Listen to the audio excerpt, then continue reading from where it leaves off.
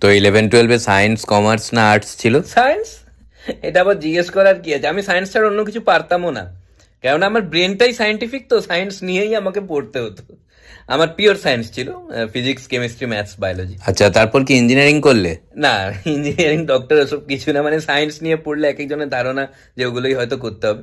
আমার ইচ্ছে ছিল যে আমি কোনো সাবজেক্টে গ্র্যাজুয়েশন করবো আর কি। বাহ, এটা তো খুবই ভালো। তো কোন সাবজেক্টে গ্র্যাজুয়েশন করলে? আমি ইংলিশে করেছি। ইংলিশ কেন? লিটারেচারের প্রতি একটা ভালোবাসা জন্মালো যখন আমি এগুলো পেলাম না, হঠাৎ হঠাৎ ভালোবাসা জন্মে যাচ্ছিল। তো তারপরে আমি ইংলিশে গ্র্যাজুয়েশন করলাম। তারপর? তারপরে মাস্টার্স, গ্র্যাজুয়েশন যখন করেছি তারপর। আচ্ছা, মানে ইংলিশে এমএ। না, আমি এমবিএ করলাম, বিজনেসে আবার মাস্টার্স। বিজনেস করতে গিয়ে চলে এলো? কারণ বিজনেসের প্রতি একটা ভালোবাসা এলো যখন ইংলিশে মাস্টার্স পেলাম না, হঠাৎ করে যেরকম লাইফ নিয়ে যাচ্ছে আর কি, এমবিএ করে নিলাম। তারপর তারপর এখন কি জব করছো? না, আমি জবটা আমি আগে থেকেই ভেবে রেখেছিলাম যে না, জব তো আমি করব না। কেন? কেননা কোথাও না কোথাও আমি জীবনে ভেবে রেখেছিলাম যে যেটা আমি পাবো না সেটা আমি করব না, এরকম একটা ছিল। এখন কি করছো তাহলে? এখন আমি ইউটিউবার, আমি এডুকেশনাল কন্টেন্ট বানাই। রিসেন্টলি একটা ভিডিও ভাইরাল হলো যে how to get a job, ওটা আমি সাবস্ক্রাইব করে নেবেন।